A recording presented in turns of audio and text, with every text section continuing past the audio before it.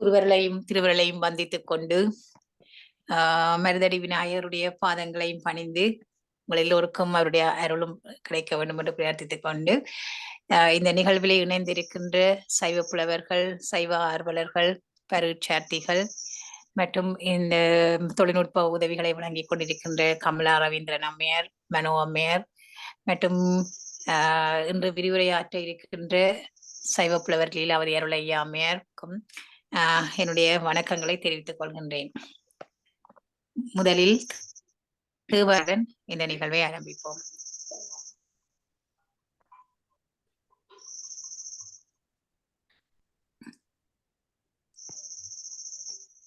செல்வநாயம்மா படியுங்கோ, unmute பண்ணுங்கோ. திருச்சிற்றம்பலம்.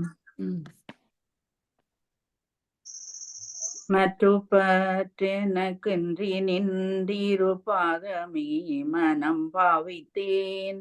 பெற்றலும் பிறந்தேனி பிறவாத தன்மை வந்தெய்தினேன். கற்றவர் தொழுதேத்தும் சீர்கரையூரில் பாண்டி கொடு முடியும் நற்றவா உமை நான் மறக்கினும் சொல்லும் நான் நமச்சிவாயவே.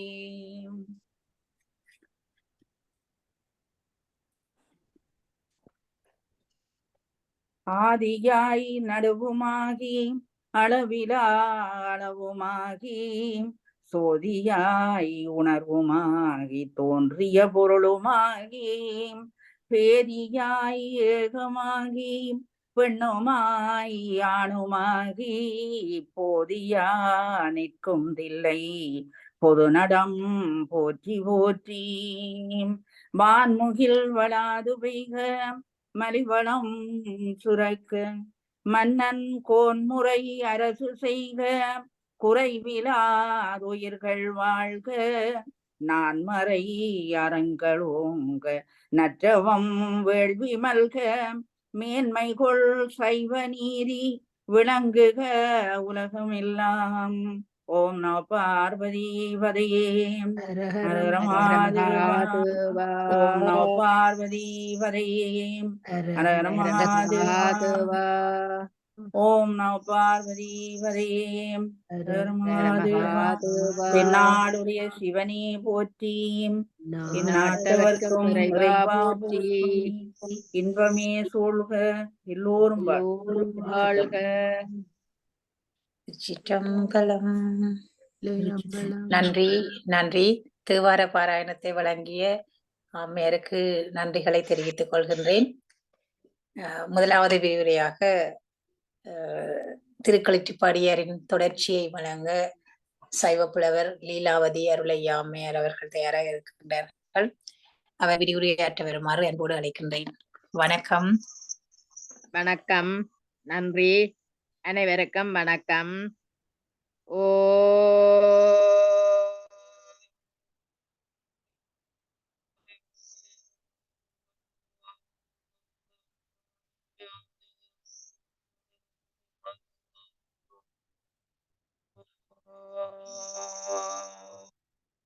நம சிவாய. அனைவருக்கும் வணக்கம். இந்த எல்லாம் வல்ல குருவரலும் திருவரலும் முன்னின்று இந்த விரிவுரையை செவ்வனே நடத்துவதற்கு அருள் புரியுமாறு வேண்டிக் கொண்டு அனைவரும் மனத்தை ஒன்றித்து இந்த விரிவுரையை கேட்டுக்கொள்ள வேண்டும். ஏனெனில் நாங்கள் இந்த விரிவுரைகளை இனி காலதாமதம் இல்லாமல் நிறைவேற்ற வேண்டியிருப்பதால் கொஞ்சம் விரைவாக செல்வதால் மனத்தை ஒருநிலைப்படுத்தி கேட்டீர்களாக இருந்தால் உங்களுக்கு பரிபூர்ணமாக விளங்கும். கொஞ்சம் விரைவாக செல்லுவேன் என்பதையும் கூறிக்கொண்டு நாங்கள் திருப்பி அண்டை பார்த்த பாடலில் இருக்கா திருப்பி பார்த்து கொண்டு போவோம். வானகமும் வையகமுமாய் நிறைவான் பொருளை ஊனகத்தே உண்ணும் அது எனையேல் யானகத்து வாதனையை மாற்றும் வகை அதுவே மண்முதலாம் ஆதனமே அன்றோ அதற்கு. இந்த இறைவன் இந்த பிரபஞ்சம் முழுக்க நிறைந்து உள்ளான். அப்படிப்பட்ட ஒரு வியாபகமான அந்த பொருளை இந்த ஊனுடம்புகளே உண்ணுதல் என்று சொல்லி சொன்னா நினைத்தல் எவ்வாறு முடியும்? அவனை நான் என்னுடைய அகத்துக்குள்ளே, என்னுடைய மனத்துக்குள்ளே, இந்த பிரபஞ்சமெல்லாம் விரிந்திருக்கின்ற இறைவனை என்னுடைய மனத்துக்குள்ளே எவ்வாறு அடக்குவது என்று சொல்லி மாணவன் கேட்கும்போது, ஆனகத்து வாதனையை வாக்கும் வகை அதுவே மண் முதலாம் ஆதனமே அதற்கு. இந்த ஊனாகிய உடம்பும் இந்த பஞ்சபூதங்களாலேதான் ஆக்கப்பட்டது. அது மாத்திரமல்ல, அந்த இறைவன் உனக்குள்ளேதான் இருக்கின்றான்.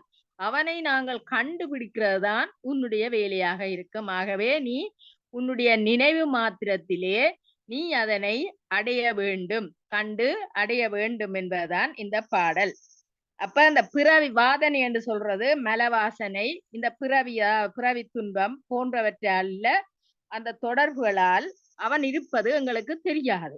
அதனை நாங்கள் மனத்தால் நினைத்து நினைத்து நினைத்துத்தான் உண்ணும் போதுதான் அவனை நாங்கள் கண்டு கொள்ள முடியும். அதாவது யோகத்தை பற்றி தான் இங்கே கூறுகின்றார். அடுத்தது பாருங்கள், அன்பு நெறி. அந்த அன்பு நெறி என்று சொல்லும் பொழுது அடுத்த பாடல் யோகத்தை தான் அங்கே குறிப்பிடுகிறார். ஏனென்றால் அந்த மனம் ஒன்றி, இப்ப நான் சொன்ன மாதிரி மனம் ஒன்றுதல், இறைவனோடு ஒன்றித்திருத்தல் யோகம்.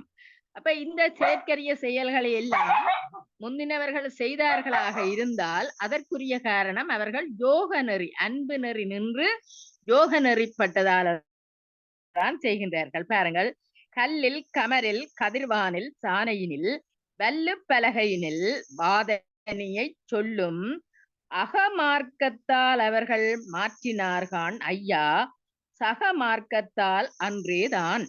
சக மார்க்கம் என்று சொல்றது யோக மார்க்கம். யோக மார்க்கத்தால்தான் நாங்கள் இறைவனோடு ஒன்றித்திருக்க முடியும், நெருங்கி இருக்க முடியும். அப்ப அந்த நெறியிலே அது எவ்வாறு செய்யப்படுகிறது என்றால், முதலாவது பக்தி நெறி, அதாவது அன்பு நெறி. அந்த அன்பு நெறி வயப்பட்டுத்தான் இந்த கல், நிலவடிப்பு, ஒளிமிக்க வாள், சாணை, சூதுப்பலகை ஆகியவற்றின் துணியால எங்களுடைய அந்த தன்னுடைய பிறவி துன்பங்களை நீக்கி நாயன்மார்கள் முத்தி அடைந்தார்கள்.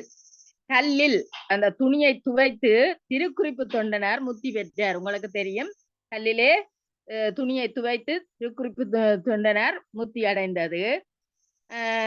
அறிவாட்ட நாயனார் நிலவடிப்புல நெல் சிந்தியதா, இதெல்லாம் நாங்க முதலே பார்த்ததுகள். அறிவாட்ட நாயனாருடைய அந்த மாவடு, நெல், செந்நெல், சங்கீரை போன்றவற்றை கொண்டு வரும் பொழுது சிதறி அது நிலவடிப்புகளே பூந்ததெல்லாம் பார்த்தோம். ஏயர்கோனும் கோட்புலியும் வாளால் முற்றி பெற்றார்கள். ஏயர்கோன்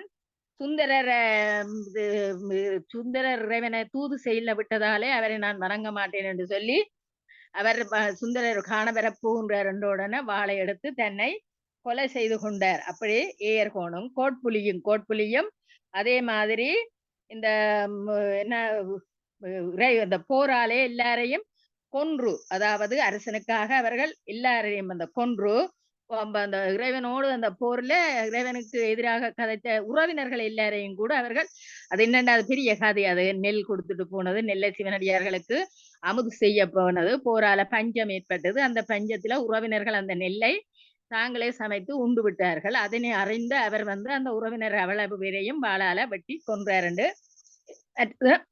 இந்த நாயன்மாருடைய வரலாறுகளை இப்ப சேருங்காட்டினர். அருளாளர்கள் 63 பேர் அண்டு. அந்த ஒவ்வொருவருடைய அற்புதங்களை நாங்கள் பார்க்க வேண்டும்.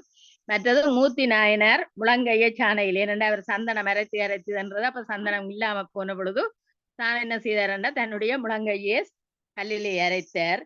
மூக்க நாயனார் சூதுப்பலை, அதை சூதாடி அதால கிடைக்கிற பொருட்களை சிவனடியார்களுக்கு அமுது செய்வித்தார். அப்படி அந்த மாதிரி செய்து முத்தி அடைந்தவர்கள். அப்ப இந்த சாதனைகளை எல்லாம் இவர்கள் எவ்வாறு செய்தார்கள் என்று சொல்லி சொன்னால், இறைவனுடைய ஒன்றித்த மனத்தால, இறைவனோடு ஒன்றித்த மனத்தால யோக மார்க்கத்தில், அதான் அது சக மார்க்கம் என்று சொல்லுகின்ற யோக மார்க்கம். அது பக்தி வயப்பட்டு இறைவனோடு ஒன்றித்து இறைவனாகவே இருந்து செய்கின்ற அந்த ஒரு நிலைமையை பற்றி கூறுகின்றார். அடுத்தது, உள்ளும் புறப்பும் நினைவு ஒளியில் உன்னிடையே வள்ளல் எழுந்தருளும் மாதினோடு தெள்ளி அறிந்து ஒளிவாய் அன்றியே அன்புடைய யாகில் செறிந்து ஒளிவாய் ஏதேனும் செய். உள்ளும் புறம்பும், அதாவது உள்ளுக்கும் வெளியிலும் சிவனுடைய நினைப்பை தவிர எதை பார்த்தாலும் சிவனாக பார்க்க வேண்டும், எதை செய்தாலும் சிவனாக செய்ய வேண்டும். ஆகவே உள்ளத்திலும் வெளியிலும் சிவனை தவிர வேறு நினைப்புகள் எதுவும் இருந்தால் அதனை ஒழித்திட்டால் சிவமும் சக்தியும் உனக்குள்ளேயே தோன்றுவார்கள். உள்ளும் புறம்பும் நினைப்பொழியில் உன்னிடையே வள்ளல் எழுந்தருளும் மாதினோடு சக்தியோடு அவர் எழுந்தருளுவர். தெள்ளி அறிந்து ஒழுவாய் அன்றியே அன்புடைய யாகில் செறிந்து ஒழுவாய் ஏதேனும் செய். நீ எந்த மார்க்கம் உனக்கு பொருத்தமாக இருக்கின்றதோ அந்த மார்க்கத்தை நீ கைக்கொள். யோக மார்க்கமாக இருக்கலாம், அன்பு மார்க்கமாக இருக்கலாம், சரியகிரியை எந்த மார்க்கமாக இருந்தாலும் நீ ஏதேனும் செய். இறைவனை அடைகிறதுக்கு நீ ஏதாவது முயற்சி செய். அடுத்தது கண்ணப்பன் ஒப்பதோர், கண்ணப்பனுடைய அன்பு நெறியை பற்றி கூறுகின்றார். கண்ணப்பன் ஒப்பது ஓர் அன்பின்மை என்றமையால் கண்ணப்பன் ஒப்பதோர் அன்பினை கண்ணப்பர் தாமறிதல் காலாத்தி யாரறிதல் அல்லது மற்ற யாமறியும் அன்பன்று அது. கண்ணப்பருடைய அன்பை நாங்கள் அறிய முடியாதாம். அப்ப யார் அந்த அவருடைய அன்பை அறியலாம்? ஒன்று கண்ணப்பர் அறிவர், மற்றது காலாத்தி அப்பர் அறிவர். 2 பேரும் தான். அவைக்குள்ள இருக்கிற குடுக்கல் வாங்கல் அவதான் அறிவினம். அந்த அன்பை பற்றி எங்களுக்கு எதுவும் தெரியாது. கண்ணப்பன் ஒப்பது ஓர் அன்பின்மை என்றமையால் கண்ணப்பன் ஒப்பதோர் அன்பினை கண்ணப்பர் தாமறிதல், கண்ணப்பர் தான் அறிந்து கொள்ள வேண்டும். காலாத்தியார் அறிதல் அல்லது காலாத்தியார் என்ற இறை சிவன் அறிந்து கொள்ள வேண்டும். அல்லது மற்ற யாமறியும் அன்பன்று அது. அது எங்களாலே அறிந்து கொள்ளக்கூடிய அன்பு அல்லது அன்பு இல்லை, அது எங்களாலே அறிந்து கொள்ள முடியாத அன்பு, அத்தகைய அன்பு. அவிழ்ந்த துணியில் அவிழ்ந்த அவளை அவிழ்ந்த மனத்தால் அவுக்க அவிழ்ந்த சடை வேந்தற்கு இன்னமுதம் ஆயிற்றே மெய் அன்பினில் சேந்தனார் செய்த செயல். இவ்வளவு நாயன்மாரை பற்றி கூறிக்கொண்டு வந்தவர். இங்க சேந்தனார் ஒரு சித்தர். அவர் உண்மையிலே திருவிசைப்பா பாடுன உங்களுக்கு தெரியும். இவர் உண்மையிலேயே நாயன்மார் அல்ல, சித்தரங்கள. இவர் ஒரு அன்பர். அந்த அன்பர் என்ற இதிலே இங்கே கூறப்படுகின்றது. அவிழ்ந்த துணியில் அவிழ்ந்த அவளை, அதாவது அவர் அந்த விரிந்த துணியிலே விரிந்து அந்த மலர் போன்ற அந்த அன்னத்தை அவிழ்ந்த மனத்தால், அவருடைய விரிந்த மனத்தாலே அவளுக்கு அந்த சொற்றி அவட்டு கொடுக்க அவிழ்ந்த சடையோன், விரிந்த சடையை உடையவன் வேந்தற்கு இன்னமுதாம், அந்த சடையுடைய இறைவனுக்கு அது இன்னமுதம் ஆயிற்று. மெய்யில் அன்பில் சேந்தனார் செய்ய, இது உண்மையான அன்பின் வகைப்பட்டு சேந்தனார் செய்த செயலாக இருக்கின்றது. அடுத்தது பாருங்கள், மங்கையர்க்கரசியாருடைய அன்பு. சுரந்த திருமுலைக்கே துய்ய சிவஞானம் சுரந்து உண்டார் பிள்ளை என சொல்ல சுரந்த கனமுடையாள் தென்பாண்டி மாதேவி தாழ்ந்த மனமுடையாள் அன்பிருந்தவாறு. சுரந்த முலைக்கே துய்ய சிவஞானம் சுரந்து உண்டார் பிள்ளை என ஞான சம்பந்தர் திருமுலைப்பாலை பராசக்தியினுடைய திருமுலைப்பாலை குடைச்சு சிவஞானம் கிட்டியது என்று இந்த கதையை சொல்லவே சுரந்த கனமுடையாள் தென்பாண்டி மாதேவி. அப்ப தென்பாண்டி, அதாவது மங்கையர்க்கரசியாருக்கு தன்னுடைய தனத்திலே இருந்து பால் சொரியுதாம். அப்ப என்ன மாதிரி வராங்க, அந்த கதையை கேட்ட மாத்திரத்திலே அவருடைய அன்பு அந்த பிள்ளையின்பால் எவ்வளவு தூரம் போகின்றது என்பதை அவர் நேரே கண்டு, அதனாலே எங்களுடைய சைவம் தலைத்ததெல்லாம் உங்களுக்கு வரலாறு தெரியும். அதை தேடி படித்துக் கொள்ளுங்கள். சுரந்த திருமுலைக்கே துய்ய சிவஞானம் சுரந்து உண்டார் பிள்ளை என சொன்ன மாத்திரத்திலே சுரந்த தனமுடையாள் தென்பாண்டி மாதேவி மங்கையர்க்கரசியாருக்கு தாழ்ந்த மனமுடையாள் அன்பிருந்தவாறு. தாழ்ந்த அன்பு என்று சொல்லிக்க விரிந்த அன்பு, அதாவது உருக்கமான அன்பு. தாழ்ந்த என்ற சொல்லிக்க நீங்கள் குறைந்தது அல்லது கேவலமானது என்று நீங்கள் எண்ணக்கூடாது. தாழ்ந்த மனமுடையாள் அன்பிருந்தவாறு என்றால் அவளுடைய அந்த உருகும் மனம், உருகக்கூடிய அந்த மனம், ஏனென்றா அப்படி உருகுற அந்த மெழுகு மாத்தி மாதிரி உருகுன அந்த மனம்தான் அதுல தாழ்ந்த மனமுடையாள் என்ற சொல்ல கருத்து கவனிச்சு கொள்ளுங்கள். அன்பே என் அன்பே என்று அன்பால் அழுது அரற்றி அன்பே அன்பாக அறிவழியும் அன்பன்றி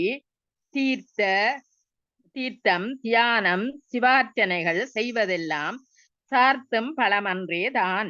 என் அன்பே அன்பே என்று சொல்லி அழுது அரற்றி சிவமாகிய அன்பை தன் அன்பாக கொள்ள வேண்டும். சிவனுடைய அன்பை தன்னுடைய அன்பாக கொண்டு அப்படி கொள்ளும் பொழுதுதான், சிவனுடைய அன்பை தன்னுடைய அன்பாக கொள்ளும் பொழுதுதான் என்ன நடக்கும்? இந்த உலகியல் பற்றிலே இருக்கின்ற அறிவு அழியும். அன்பே அன்பாக என்று மாறின உடனே, சிவனுடைய அன்பாக மாறின உடனே அறிவழியும். இந்த உலகியல் பற்றி இல்லாமல் போயிடும். அன்பன்றி தீர்த்தம் தியானம் சிவார்ச்சனைகள் செய்வதெல்லாம் சார்த்தும் பலமன்றோ. இந்த உண்மையான அன்பின்றி சிவனோடு ஐக்கியப்படாமல் சிவார்ப்பணமாக செய்யாமல் தீர்த்தத்தை ஆடினல்ல, தியானம் செய்தால் என்ன, சிவ அர்ச்சனைகள் செய்தால் என்ன, எந்த ஒன்றும் பயனற்றதாம். ஆனா இவையெல்லாம் அந்த இறைவன் பால் செல்லுவதற்கு படிமுறைகளாக அமையும் என்று அடுத்த இன்னொரு பாடல்ல வருகிறது. ஆனால் இவர் இங்க உறுத்துறது என்னன்னு சொன்னால், இந்த தீர்த்தம் தியானம் சிவார்ச்சனைகள் எல்லாம் அன்பின்றி செய்யில் அதுல எந்தவித பயனும் இல்லை என்று சொல்லி பலமாக வரும். அதாவது காய்த்து கனிதரும் என்று சொல்லி கூற முடியாது. அப்ப பயனற்றது. அப்ப சிவன் அன்போட சிவார்ப்பணமாக இவற்றை நாங்கள் செய்ய வேண்டும். எல்லார் அறிவுகளின் தாற்பயம் என்னறிவு செல்லும் இடத்தளவு சென்றறிந்தேன், வல்லபடி வாதனையை மாற்றும் வகை இதுவே, மற்ற அவற்றுள் ஏதமர கண்டது இது. அதாவது எல்லா எல்லாருடைய அறிவுகளை பற்றி ஒவ்வொரு உதாரணங்கள் எல்லாம் உங்களுக்கு கூறி, என் அறிவு செல்லும் இடம் எங்கும் சென்று ஆராய்ந்து நான் பார்த்தேன். என்னுடைய அறிவுகள் எல்லாம் போற இடமெல்லாம் போய் என்னுடைய அறிவை கொண்டு அறிந்தபடியால் பிறரையும் அவர்கள் செல்வதையும் கூட என்னால அறிய முடியாது. அப்ப அவர்கள் என்னென்ன மார்க்கத்தில போனார்கள் என்று கூட என்னாலே அறிய முடிந்தது. இப்படி ஏதமர தவறு இல்லாதபடி உலகியல் அறிவு, அதாவது இந்த மலவாசனைகளை நாங்கள் நீக்கிறது என்று சொல்லி சொன்னால் கடவுள் சிந்தனையாக இருப்பதுதான் குற்றமற்றது ஒன்றாக இருக்கும். அப்ப இங்க என்ன வலியுறுத்துகிறார் என்றால் யோகத்தை தான் வலியுறுத்துகிறார், கடவுளோடு ஒன்றித்து இருப்பது. இப்ப நான் எல்லாரையும் பற்றி அறிஞ்சு என்னுடைய அறிவு கட்டின வகையில நான் சொல்லக்கூடியது ஒன்றுதான் இந்த குற்றமில்லாத இறை சிந்தனையிலே இருப்பதுதான் என்று கூறுகிறார். அடுத்தது பாருங்க, வித்தும் அதன் அங்குரமும் போன்றிருக்கும் மெஞ்ஞானம். வித்தும் அதன் அங்குரமும் மெய் உணரில் வித்து அதனில் காணாமையால் அதனை கைவிடுவர். கண்டவர்கள் பேணாமையால் அற்றர் வேறு. வித்தும் அதன் அங்குரமும், அங்குரம் என்ற உங்களுக்கு தெரியும் முளை, அந்த முளை எழுந்து வரும்போதுதான் நாங்கள் இந்த ஒரு கும்பாபிஷேகமாக இருந்தாலும் சரி, கொடியேற்ற வைபவங்களாக இருந்தாலும் சரி, இந்த முளை போடுறது பாலி என்று சொல்லி சொல்லுகிற அந்த முளையிடுதல் நவதானியம் இடுதல் என்ற ஒரு தன்மையை நாங்கள் காணுகிறோம். என்னென்று சொல்லி சொன்னால் அது ஒரு தத்துவம். என்னென்று சொல்லி சொன்னா இந்த முளை ஒளிம்பிச்சுன்னா வித்து காணாம போயிடும். அப்ப இறை சிந்தனை எங்க உள்ளத்துக்குள்ள வந்துட்டு தாண்டா இந்த உடலை பற்றியோ இந்த உலகியலை பற்றியோ உங்களுக்கு எந்தவித சிந்தனையும் ஏற்படாது. வித்தும் அதன் அங்குரமும் போன்றிருக்கும் மெஞ்ஞானம். அப்ப அந்த வித்த போலையும் அதுல இருந்து முளை விடுகிறதையும் போல இருப்பதாகும் மெஞ்ஞானம். வித்தும் அதன் அங்குரமும் மெய்யுணரில், அதனுடைய உண்மைத்தன்மையை நாங்கள் உணர்ந்து கொண்டால் வித்து அதனில் காணாமை, வித்து காணாமல் போயிடும். அதனை கைவிடுவர் கண்டவர்கள். சில வேளைகள் என்ன செய்கிறார்கள், இந்த கண்டவர்களும் என்ன செய்கிறார்கள், இந்த மெய்யுணர்வை கண்டு ஞானத்தை கண்டவர்கள் கூட மலவாசனையாலே அதனை உலகியல் பற்றுக்கொண்டு கைவிட்டு விடுவார்கள். சில பேர் அதை பேணாமையால் அதனை அதுக்காகத்தான் அந்த சிவன் முத்தர்களுக்கு 3 கட்டளை போடப்பட்டிருக்கிறது.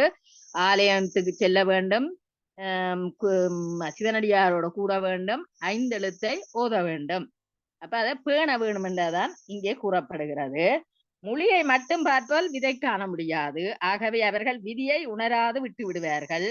முளை மட்டும் இருக்கிறது என்று எண்ணுவார்கள். அந்த முளை மட்டும்தான் இருக்குது, வித்தை காண இல்லை எண்ணுவார்கள். ஆனா முளைத்திருக்கும் தன்னை, அதாவது தன்னுக்குள்ள இருக்கிற மெய்யுணர்வுகளை பேணாமல் விடுவதனாலே அது இல்லாமல் போகும். நாங்க இப்ப இவ்வளவோ படிக்கிறோம், இதென்றும் எல்லாம் சிவமயம், எல்லாம் சிவனை காணணும் என்று எல்லாம் படிக்கிறோம். ஆனா நடைமுறையில நாங்கள் இதனை பின்பற்றுகிறோமா என்றால் இவ்வளவு ஒரு 10% எண்ணித்தான் பார்க்க வேண்டும். அப்ப பேணாமையால்தான் நாங்கள் இதனை கைவிடுகிறோம். ஆகவே அங்குரம் எழுந்தது என்று சொல்லி சொன்னால் விதியை காண மாட்டோம். அது மாதிரி இந்த மெய்ஞானம் உணர்ந்தால் எங்களுக்கு உலகியல் நாட்டங்கள் எல்லாமே காணாமல் போய்விடும். அடுத்தது, ஒன்று அன்று இரண்டு அன்று உளது அன்று இலது அன்று நன்றன்று தீதன்று நான் அன்று நின்ற நிலை அன்று நீ அன்று நின் அறிவும் அன்று தலை அன்று அடியன்று தான். ஒன்று அன்று ஒன்றில்லை, இரண்டும் அன்று இரண்டுமில்லை. சரியா? இந்த ஆன்மா சிவத்தோடு ஒன்றாக நின்றது, இரண்டாக நின்றது என்ற நிலையில சிவன் தனி ஒன்று ஒன்றாக நின்றது. இப்ப இந்த ஆன்மாவோட சேர்ந்தா ரெண்டு, அது ரெண்டும் அன்று, அது வந்து ஒன்றாகிவிடும். உளது அன்று இலது அன்று இறைவனை நாங்கள் பசு ஞானம் பாச ஞானத்தால காண முடியாது. அப்பவே உள்ளதென்று நாங்கள் சொல்ல முடியாது. இலது அன்று, ஆனால் அவனை இன்னொரு வகையாக காண முடியும். எதனாலே? எங்களுடைய சிவஞானத்தாலே அவனை காண முடியும். அதனாலே உளது அன்று இலது அன்று இல்லை என்றும் சொல்ல முடியாது. நன்றன்று தீதன்று, நன்மை தீமை அவனுக்கு இல்லை. நீ அன்று நான் அன்று, நீயுமல்ல நானுமல்ல. நின்ற நிலை அன்று, அதிலேயே நாங்கள் நிலைத்து நிற்கின்ற நிலை கூட அன்று. நீ அன்று நின் அறிவு அன்று, நின்னுடைய அறிவு கூட அந்த சிவனாகிவிட முடியாது. ஏனென்று சொல்லி சொன்னா உன்னுடைய அறிவு வந்து பசு ஞானம். தலை அன்று அடி அன்று தான். அதாவது அவனுக்கு அடிமுடியும் இல்லை, இறைவனுக்கு அடிமுடியும் இல்லை. அவனுடைய அடிமுடியை தேட முடியாது. நாங்கள் உண்மையிலேயே தடத்த நிலையில வைத்துக் கொண்டுதான் அவனுடைய திருவடியை அடைதல் திருவடியை அடைதல் திருவடியை அடைதல் என்று சொல்லிக் கொண்டிருக்கிறோம். அவன் சோதிமயமானவன், அவனுக்கு தலையும் இல்லை அடியும் இல்லை என்றதான் பரமுத்தி. அதாவது பரமுத்தி நிலையிலே எதுவும் இல்லாமல் இறைவனோடு ஐக்கியப்பட்ட ஒரு நிலையில தான் இது கூறப்படுகிறது. அந்த இடத்துல நானும் இல்லை இறைவனும் இல்லை, ரெண்டும் இல்லை, அதே நேரம் ஒன்று உண்டு. அப்ப இந்த மாதிரியான ஒரு நிலைப்பாடு காணப்படுகிறதை நாங்கள் பார்க்கக்கூடியதாக இருக்கும். அடுத்தது, செய்யா செயலை அவன் செய்யாமல் செய்ததனை செய்யா செயலில் செலுத்தினால் எய்தாதே மாணவக அப்பொழுதே வாஞ்சை கொடி வளர்க்கும் ஆணவம் மற்றது அறி. செய்யா செயலை அவன் செய்யாமல் செய்ததனை, என்னண்டு செய்யாத ஒரு செயலை, அதாவது இந்த இறைவன் ஐந்தொழில்களையும் செய்யாமல் தான் செய்கிறீர்கள். அவன் செய்யாமல், அவன் செய்வதில்லை, செய்ததனை அப்ப என்னென்று செய்கிறான்? அவன் தன்னுடைய திருவரு சக்தி, அதாவது சக்தியை கொண்டுதான் செய்விக்கின்றான். உங்களுக்கு தெரியும், இந்த பிரபஞ்சமே அவனுடைய சக்தி மயமானதுதான். அப்ப அந்த சக்தியை கொண்டுதான் அவன் செய்கின்றான். செய்யா செயலை, அப்ப ஐந்தொழில் அவன் செய்ய இல்லை, அதால அது செய்யாத தொழில் என்று கூறப்படுகிறது. அவன் செய்யாமல் செய்து அதனை செய்கிறான். அப்ப இப்படி செய்யாமல் செய்து அன்றைக்க அவன் செய்யவில்லை, ஆனால் சக்தியை கொண்டு செய்கின்றான். செய்யா செயலில் செலுத்தினால், நாங்கள் ஒரு செயலையும் செய்து போட்டு இது நான் செய்தேன் என்னாலான் அவன் நல்லா வந்தான், என்னாலான் இவன் இப்படி வந்தான், என்னாலான் இப்படி வந்தான், எல்லாம் என்னால சொல்லி கொண்டிருப்பான். அந்த செய்யாத நாங்கள் செய்யலையே, ஆனா உண்மை யார் செய்யறது? இறைவன் எங்களோடு நின்று செய்விக்கிறான், அவ்வளவுதான். நாங்கள் செய்வதில்லை. அப்ப தான் செய்யாத செயலாக இறைவன் செயலாக அதனை நாங்கள் செலுத்தினால் அப்பொழுது எங்களுக்கு இந்த ஆணவமலம் இல்லாமல் போய்விடும். அப்ப உண்மையிலேயே எல்லா செயலும் சிவன் செயல் என்று, அதாவது எல்லா செயலும் சிவன் செயல் என்று அந்த நிலையிலே நாங்கள் அன்பை செலுத்தினால், சிவன் செயலாக எங்கள் செயலெல்லாம் இறைவன் செயலாக செலுத்தினால் இறைவனுடைய அனுபவத்தை எங்களுக்கு கிட்ட முடியும். ஏதேனும் காலமுமாம் ஏதேனும் தேசமுமாம் ஏதேனும் திக்கு ஆசனமுமாம் ஏதேனும் செய்தல் ஒருவனுமாம் செய்யா செயல் அதனை செய்யாமல் செய்யும் பொழுது.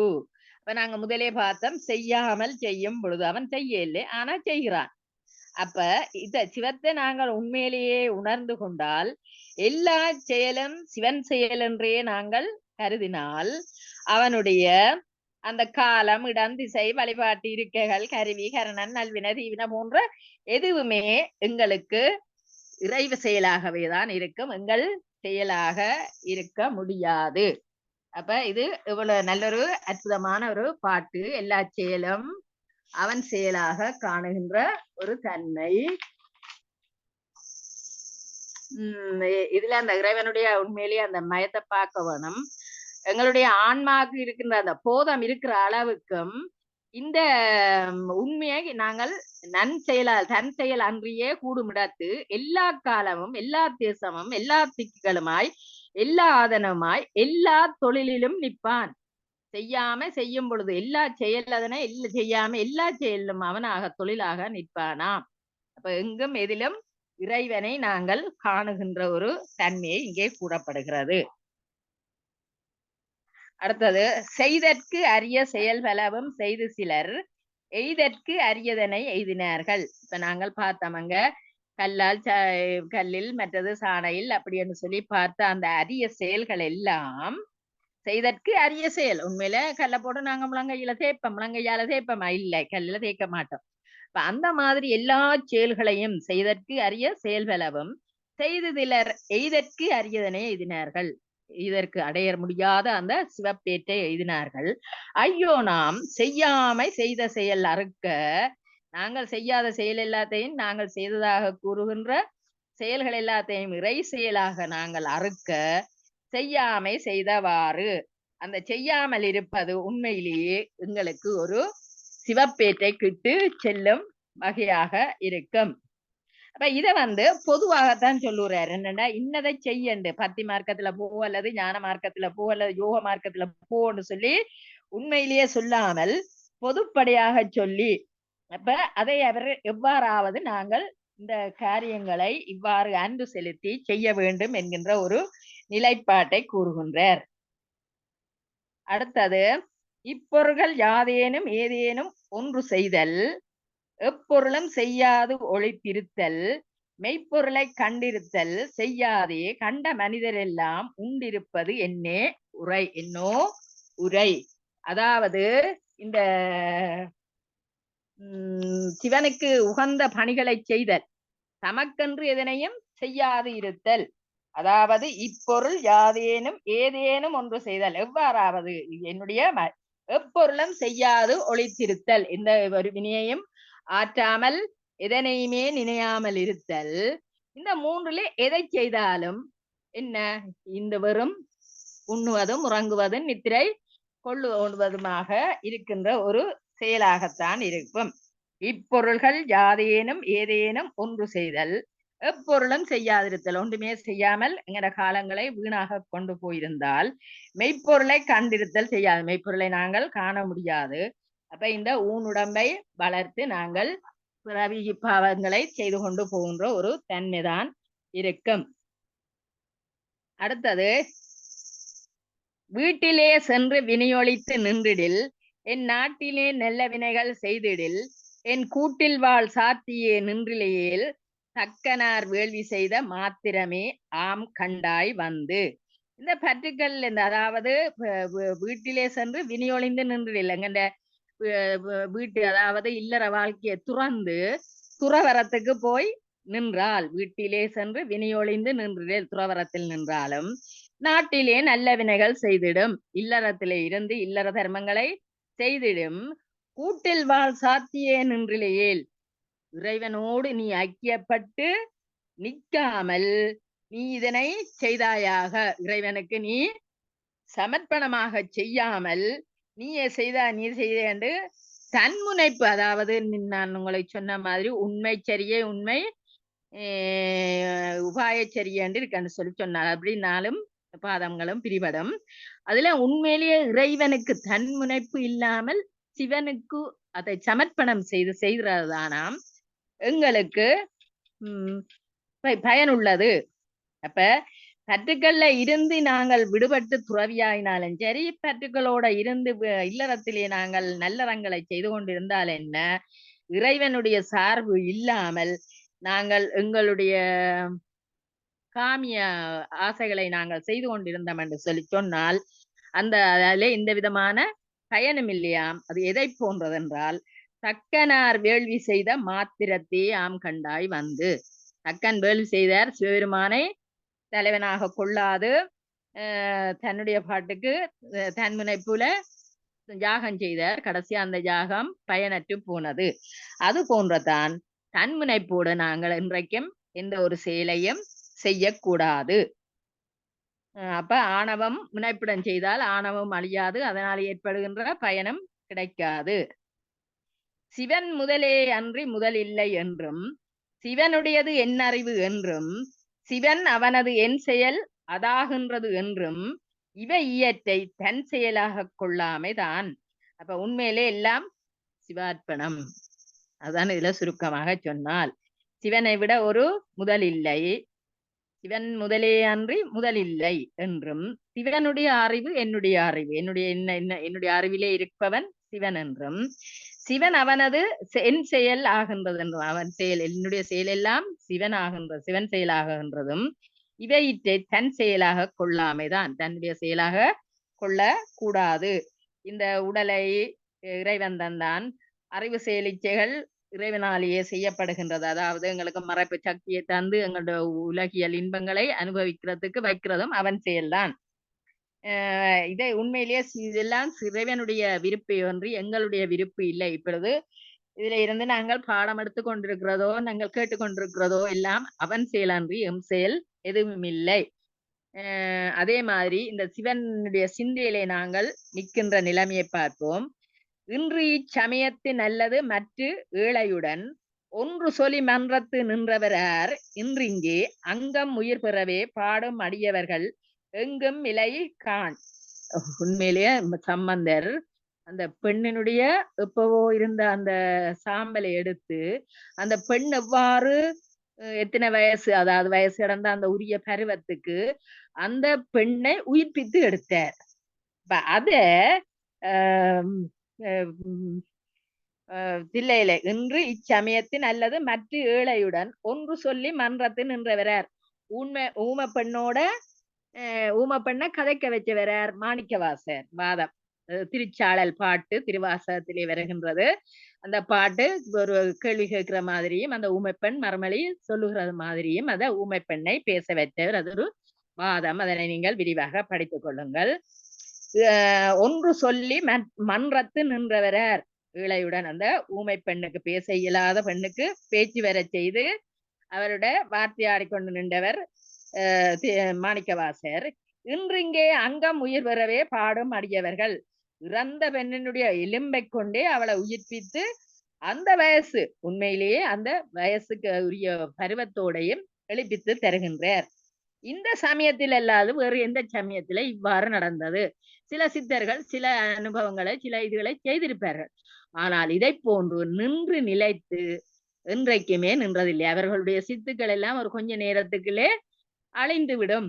இப்ப உயிர் பெற எழுப்பினால் கூட அந்த உயிர் நீண்ட காலத்துக்கு நின்று இறைவனடி சேர்ந்ததாக இல்லை உடனே, ஆனா உயிர் எழுப்பினதாக இந்த சமயத்திலுமே இல்லை. அதைத்தான் சொல்லுகிறேன். இன்று இச்சமயத்தின் அல்லது மற்ற ஏழையுடன் ஒன்று சொல்லி மன்றத்து நின்றவரார் இன்று இங்கே அங்கம் உயிர் பெறவே பாடும் அடியவர்கள் எங்கும் இலை கண்டா. இது எங்க சமயத்துல இருக்கிறது போல வேறு எந்த ஒரு இடத்திலையும் இல்லை. அப்ப இங்க மாணிக்கவாசகர் குறிப்பிடப்படுகிறார், திருஞான சம்பந்தர் குறிப்பிடப்படுகிறார். அதனை கவனித்துக் கொள்ளுங்கள்.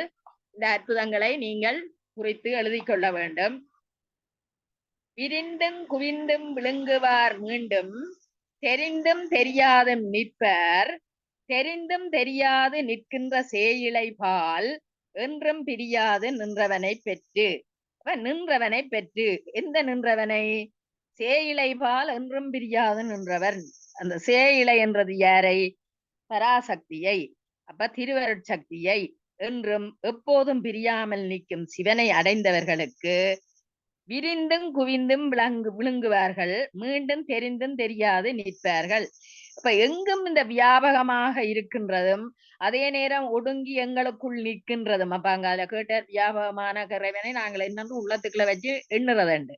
அப்ப அப்படி எங்க உடலுக்குள்ளே இருக்கிறது ஒன்றை செய்து விளங்கி அனுபவிக்கும் ஞானிகள் இந்த உலக செய்திகள்ல உலகத்தோடு ஒன்றித்து இருப்பது போல இருந்தாலும் அவை தெரிந்தும் தெரியாமல் இருப்பர். அதனை பற்றி அவர்கள் கட்டுக்கொள்ள மாட்டார்கள். ஓடும் புளியம்பழம் போல அது கூட சொல்லல. அது என்னன்னா ஓடு உடைஞ்சால் ஒட்டி கொள்ளும்.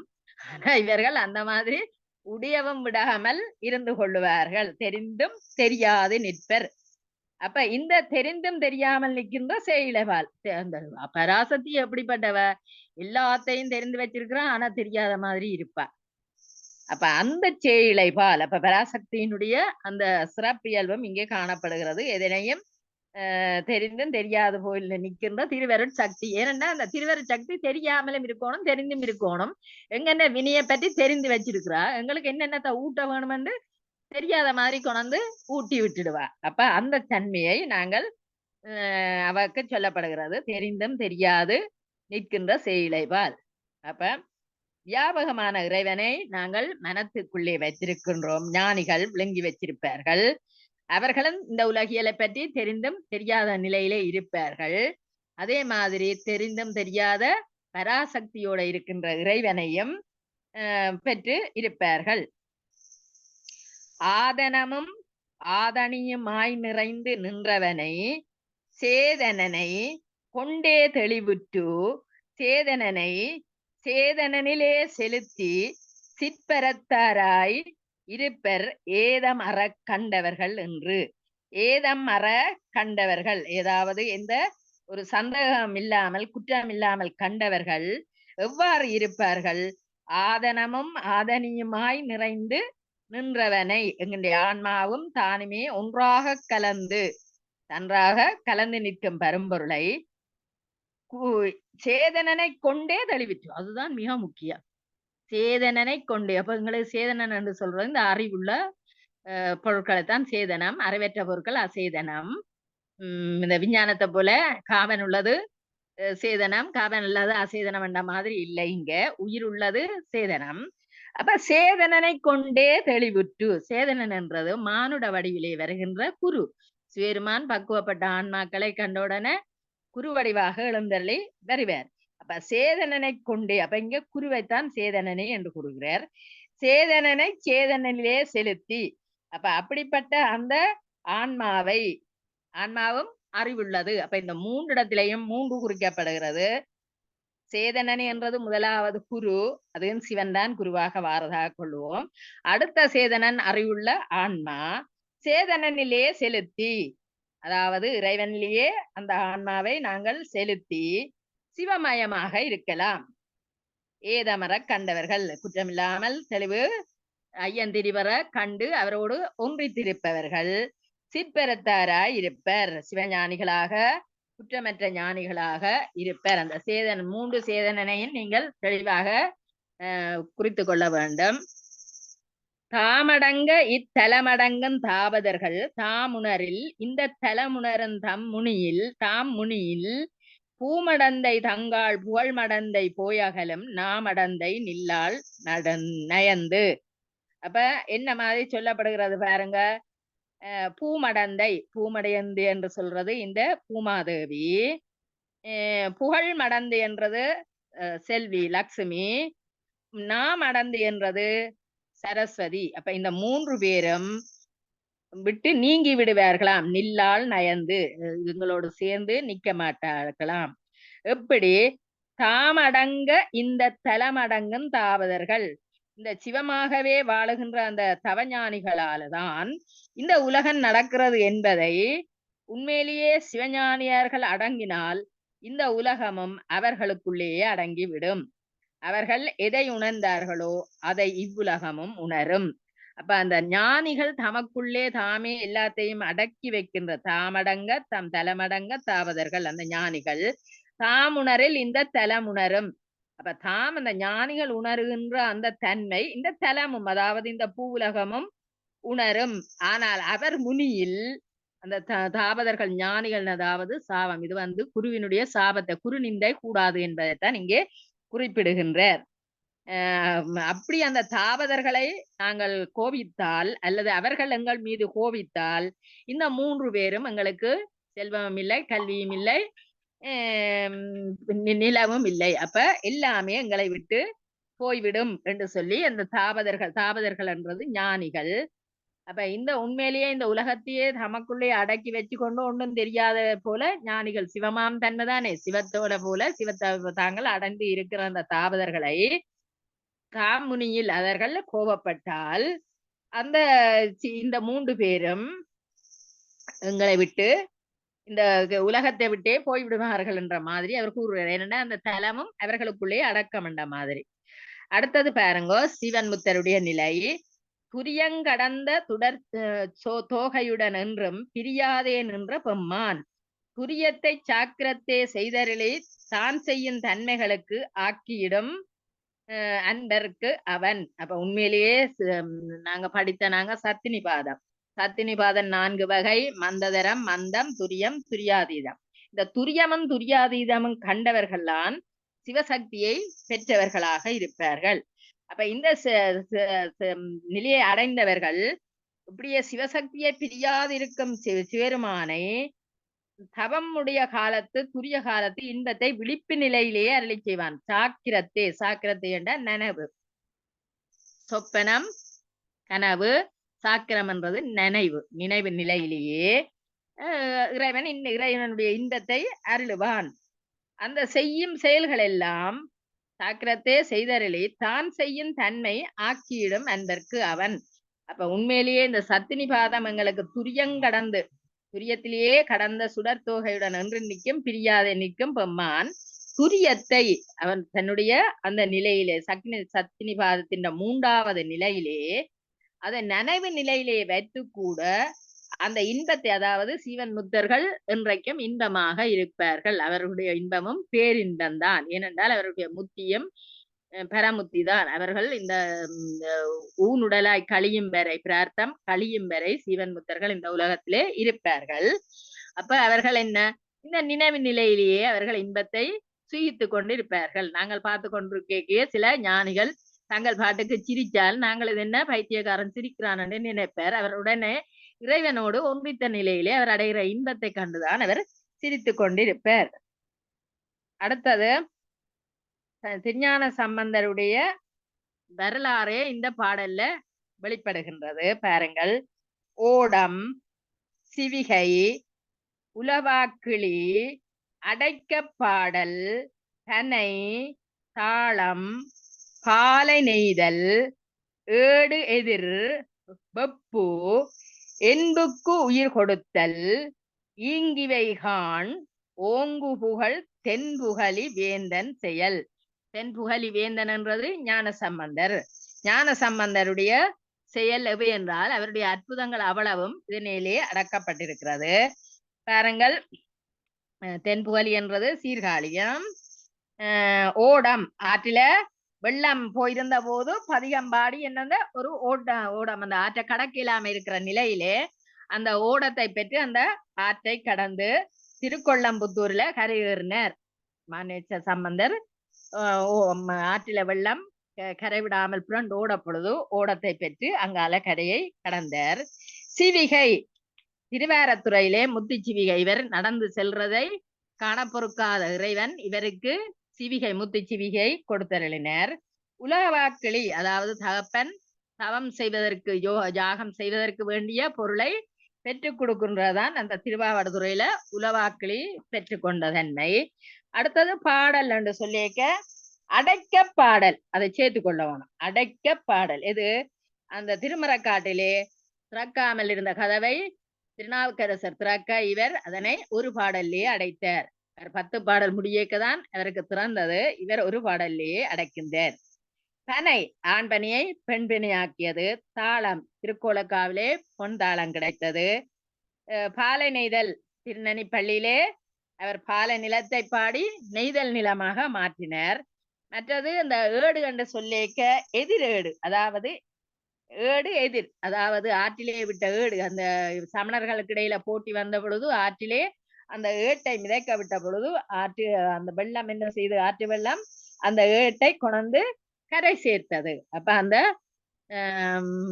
ஏட்டிலே அவர் வெற்றி பெற்றார், சமணர்களோடு அவர் வெற்றி பெற்றார் அந்த வாதத்திலே. அடுத்தது வெப்பு நோயை தீர்க்கிறது. வெப்பு என்றது வெப்பு நோய். பாண்டியனுக்கு வெப்பு நோய் வந்த பொழுது மந்திரமாவது நீர் என்று அந்த பாடலை பாடி இறைவனுடைய அந்த பாண்டியனுடைய கூனை நிமித்தி வெப்பு நோயையும் தீர்க்கிறார். அடுத்தது என்புக்கு உயிர் கொடுத்தல், அந்த பூம்பாவை என்கின்ற பெண்ணை உயிர்ப்பித்தது. அது முதல் பாடல்லையும் ஒன்றிலே நீங்க வந்திருந்ததை பார்த்திருந்தீர்கள். அங்கம் உயிர் பெறவே பாடும் அடியவர்கள். பாருங்க, அதுல அங்கம் உயிர் பெறவே பாடுகிறார். எலும்பு உயிராகின்றது. இங்கு என்புக்கு உயிர் கொடுத்தார் என்று அதே வசனம், அதே அற்புதம் இங்கே திருப்பி இவ்வாறு கூறப்படுகிறது. இதுகளை நீங்கள் ஒப்பிட்டு பார்த்து கொள்ள வேண்டும். அப்ப அந்த சொற்பிரயோகம், சொல்வளம் உங்களுக்கு எழுதுறதுக்கு எழுத்தாற்றல்கள் எல்லாவற்றையும் விடை எழுதுறதுக்கு ஈஸியாக இருக்கும். அடுத்தது திருநாவுக்கரசருடைய அற்புதத்தை கூறுகிறார். கொள்கரியின் நீட்டரையின் நஞ்சில் கொலை தவிர்த்தல், கல்லே மிதப்பாய் கடல் நீத்தல், நல்ல மருவார் மறைக்காட்டில் வாசல் திறப்பித்தல், திருவாமூர் ஆளி செயல். திருவாமூர் அவர் திருநாவுக்கரசர் எங்கு பிறந்தார்? திருவாமூர்ல. அவருடைய செயல் இது என்று சொல்லி கூறப்படுகின்றது. யானை உங்களுக்கு தெரியும், யானையை ஏவி விட்டது, நீட்டறையிலே அடைத்தது. இதுக்குரிய அந்த தொடக்க பாடல்களை தயவு செய்து பரீட்சார்த்திகள் தெரிந்து வைத்திருக்க வேண்டும். அநேகமாக அற்புதங்களும் தொடக்க பாடல்களும் உங்களுக்கு கேள்வியாக வாரது. மற்றது நீங்க விஷயத்தை தெரிஞ்சிருக்கணும். உங்களுடைய சைவம் என்று சொல்லும் பொழுது நான் இதுல இப்ப குறிப்பிடவில்லை, என்னன்னு சொல்லிச்சேன்னா வேகமாக கூறபடியால் நீங்கள் இந்த கொள்கரி யானை வந்த பொழுது அவர் பாடிய பாட்டு, நீட்டறையில பாடிய பாட்டு, நஞ்ச உண்ட பொழுது பாடின பாட்டு, கல்ல மிதக்க விட்ட பொழுது குழந்தைகளை கேட்டாலும் எல்லாம் சொல்லுவார்கள். வாசல் திறக்க பாடியது அது இன்றைக்கும் கும்பாபிஷேகமோ அல்லது பாலஸ்தானமோ செய்துட்டு கதவு திறக்க இந்த பாடல்கள் எல்லாம் பாடுகிறது உங்களுக்கு தெரிந்திருக்க வேண்டும். சைவ புலவர்கள் கட்டாயம் தெரிந்திருக்க வேண்டிய விடயங்கள். அதனை தயவு செய்து திருப்பி பார்த்து கொள்ளுங்கள். மோகம் அறுத்திடின் நாம் முத்தி கொடுப்பதென ஆகமங்கள் சொன்ன அவர் தம்மை தோகையர் தூதாக போகவிடும் வந்தொண்டன் தொண்டுகளை ஏதாக சொல்வேன் யான். இது சுந்தரருடைய வந்தொண்டன். வந்தொண்டன் என்றது வன்மை பாடியபடியால் வந்தொண்டன் என்ற பெயரதை சிவருமானே கொடுத்தார். அந்த சுந்தரர் இந்த சுந்தரற்ற இது என்னன்னு சொல்லி சொன்னா, மோகம் அறுத்திடின் நான் முத்தி கொடுப்பதென்று. மோகம் ஏதாவது உலக ஆசையில விட்டால்தான் உனக்கு முத்தி கிடைக்கும் என்று ஆகமங்கள் சொன்னத இவர் என்ன செய்கிறார்? தோகையர் தூதாக போகவிடும். அப்ப இவர் என்ன செய்யறார்? பரவியார்கிட்ட சிவருமானியே தூதாக அனுப்புறார். அப்ப மோகத்தை அறுக்க சொன்னவர் இந்த மோகத்தை செய்யறதுக்கு சிவருமானியே தூதாக அனுப்புகிறார். அப்ப மோகம் கொண்ட பெண் அங்க அப்ப உங்களுக்கு தெரியும், மேலே கையில மேலையில அவர் மோகம் கொண்டபடியாத்தான் இங்க பிறவி எடுத்து இவர்களை அனுபவிக்க. அப்ப இவருடைய அந்த பிறவி பயனை, அதாவது அந்த அவர்கள் பிறந்ததன் நோக்கத்தை அடைய வைக்க வேணும். அப்ப சிவருமான் என்ன செய்வார்? தூதாக போக வேண்டிய ஒரு நிலையில தூதாக போனார். ஏனென்றா இந்த தோகையரை சேர்த்து இன்பத்தை அனுபவிச்சுட்டு வான்னு தானே விட்டது. அப்ப அதற்காக அவர் தூதாக போனார். அடுத்தது பாய்பரியேற. அடுத்தது மாணிக்கவாசகரை பற்றி சொல்லுகிறார். பாய்பரியேற அந்த பரமானந்த பயனை தூய திருவாய் மலரால் சொல் செய்து மாய கருவாதையாம் அறியாவாறு செய்தான் கண்டாய் திருவாதவூர் ஆளும் தேர். திருவாதவூர் அடிகள் மாணிக்க வாசகர். அது தே என்ற கடவுள், தே என்ற கடவுள். அப்ப திருவாதவூரை ஆளுகின்ற அந்த கடவுள் கருவாதை யாம் அறியாதவாறு செய்தான். மாய கருவாதை நாம் அறியாதவர். நாங்க எத்தனை பேர் திருவாசகம் படிக்கிறோம்? அது என்ன சொல்லுங்க, எங்களுக்கு திருவாசகத்தை தந்துட்டு போயிருக்கிறாராம். எதற்காக என்றால் எங்களுடைய இந்த மாய கருவாதையை யாம் அறுக்கிறதுக்காக தானே அதனை எங்களுக்கு திருவாசகத்தை தந்துட்டு போயிருக்கிறாராம். அவர் என்ன, இந்த குதிரை ஏறி குதிரை சேவகனாக சிவருமானை வர பண்ணிய அதிசயத்தை இங்கே குறிப்பிடப்படுகிறது. எல்லியே இல்லாத அந்த இன்பத்தை கொண்ட அந்த சிவனை குதிரை சேவனாக வர செய்திருக்கிறார். அப்ப தந்த வாயாலே அவனை தந்த வாயால தன்னுடைய அனுபவத்தை பாடி பாடி எங்களுக்கு திருவாசகமா தந்துட்டு போயிருக்கிறார். ஏனென்றால் எங்களுடைய இந்த மாய கருவாதியை அறுக்க. அப்ப அதை நாங்கள் உணர்ந்து இந்த கருப்பை துன்பம் எங்களுக்கு வராமல் இருப்பதற்கு மாணிக்கவாசகருடைய திருவாசகத்தை ஓதுதல் சைவர்களாகிய எங்களுடைய கடமையாக கொள்ள வேண்டும். அடுத்த பாடல். அம்மையிலும் இம்மையிலும் அச்சம் தவிர்த்து அடியார் எம்மையுமாய் எங்கும் இயக்குதலான் மெய்மை சிவயோகமே யோகம் அல்லாத யோகம் அவயோகம் என்றே அறி. அது உங்களுக்கே நேரடியாக வருது. அம்மையிலும் இம்மையிலும் எங்களுக்கு உண்மையிலே மரண பயமாக இருந்தாலும் சரி, வேற பயமாக இருந்தாலும் அதை இல்லாமல் தவிர்த்து அடியாளா எம்மையுமாய் எங்கும் இயக்குதல் எங்களை இறைவன் இயக்கிக் கொண்டு இருக்கின்ற அந்த நிலையிலே மெய்மை சிவயோகமே யோகம். சிவயோகம்தான் எங்களுக்கு யோகம். சிவயோகம் என்றது சிவனோடு ஒன்றித்து இருத்தல். அல்லாத யோகம் அவயோகம் என்றே அறி. நாங்க கொஞ்ச நேரம் யோகம் செய்தோம், அந்த தியானம் செய்தோம், கடவுள் வாக்கு சொல்றது, இப்படியான அந்த சித்திகள் சில யோகத்தினாலே கைகூடுகின்றது. அந்த யோக வகைகள் எல்லாம் உண்மையிலேயே அது யோகம் அல்லவாம். அப்ப எது யோகம் என்று சொன்னால் சிவயோகம்தான். அந்த சிவயோகம் எங்களுக்கு என்ன செய்யும்? இன்மையிலும் அம்மையிலும், அதாவது இப்பிறப்பிலும் அடுத்த பிறப்பிலும் எங்களுக்கு அச்சத்தை தவிர்க்கும்.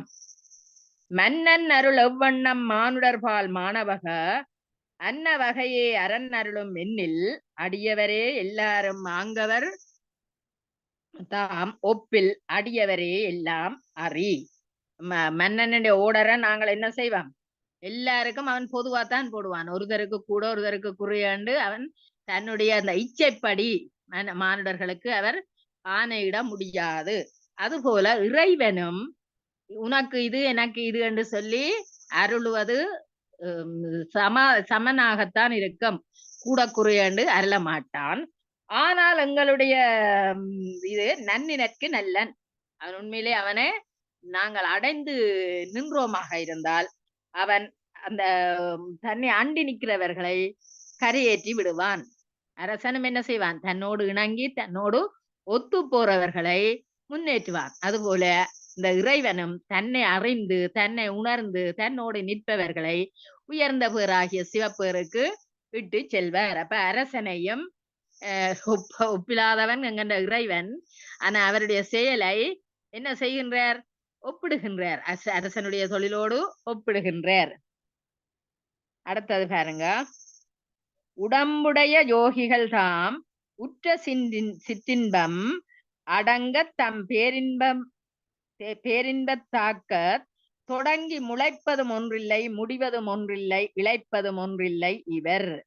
அப்ப இவர் என்ன சொல்றார்? இந்த உடம்புடைய யோகிகள், அதாவது சீவன் முத்தர்கள் உற்ற சிற்றின்பம் அடங்க, அவர்களுக்கு இந்த சிற்றின்பத்தை கண்டுகொண்டு இந்த உலகியல் வாழ்க்கையில சிற்றின்பத்தை அனுபவித்துக் கொண்டிருந்தாலும் அது பேரின்பமாகத்தான் அவர்களுக்கு தெரியும். ஆகவே அவர்களுக்கு முளைப்பதும் ஒன்றில்லை, முடிவதும் ஒன்றில்லை. அவர்களுக்கு ஆகாமிய வினைகள் முளைக்காது, தொடராது. முடிவதும் ஒன்றில்லை, அந்த ஆகாமிய வினை நீங்க வேணுமென்றதும் இல்லை. இழைப்பதும் ஒன்றில்லை, அதனாலே அவர்களுக்கு களைப்பு என்றது தோன்றுவதும் இல்லை. அதை நாங்கள் பார்த்தால் அனுபவிக்கும் உலகியல் இன்பங்கள் சிற்றின்பத்தையும் வீட்டுலக பேரின்பமாகவே தான் அனுபவிப்பார்கள். அவர்களுடைய விருப்பு வெறுப்புகள் சிவமாகவே இருப்பதால் அவருடைய நல்வினை தீவினைகள் என்ற விளைவுகள் அவைகளுக்கு முளைப்பதும் இல்லை, விலகுவதும் இல்லை, தளர்ச்சி அடைவதும் இல்லை என்கின்ற ஒரு நிலையிலே ஏற்படுகிறது. நேரம் சரியாக வருகின்றது. ஏனைய பாடல்களை அடுத்த வகுப்பிலே நாங்கள் தொடரலாம் என்று நினைக்கிறேன். இன்று சற்று வேகமாகத்தான் சென்றிருக்கின்றேன், என்றாலும் உங்களுக்கு விளங்கி இருக்கும் என்று நினைக்கின்றேன். திருப்பி ஒருக்கா நீங்கள் கருத்தோடு இந்த பாடல்களை திருப்பி பார்த்தீர்களா என்றால் அப்படியே உங்களுக்கு விளங்கும். நீங்களுக்கு ஒரு சின்ன கேள்வி ஒன்று பரீட்சார்த்திகளுக்கு தருகிறேன். என்னன்னு சொன்னால் இன்னும் இருக்குது, ஆனா இப்ப நீங்கள் ஒரு ஒப்படை மாதிரி ஒன்றை நீங்களே செய்து உங்களை நீங்களே திருத்திக் கொள்ளுங்கள். இந்த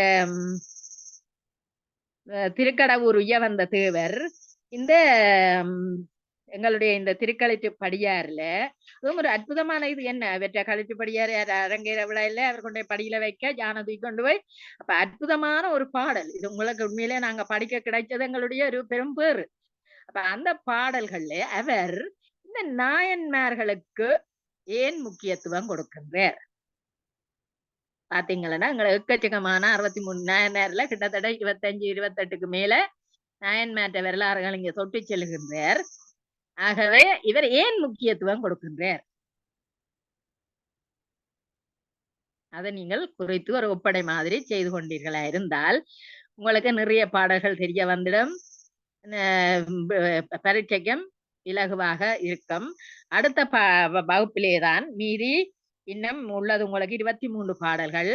இந்த 23 பாடல்கள்லையும் நாங்கள் திருப்பி பார்த்துட்டு பரீட்சை வினாக்கள் எடுத்து நான் உங்களுக்கு கொஞ்சம் செய்து விடுவதாக இருக்கின்றேன். இத்துடன் நிறைவு செய்வோம். ஆனந்தி மிஸ் இருக்கிறாவா? கேட்டுக்கொண்டிருந்த அனைவருக்கும் நன்றியா. நன்றிகள். இதுவரையும் திருக்கலிட்டுப்படியாரின் தொடர்ச்சியை வழங்கிய சைவப்புலவர் லீலாவதி அருளையா அம்மையார் அவர்களுக்கு நன்றிகளை தெரிவித்துக் கொள்கின்றேன்.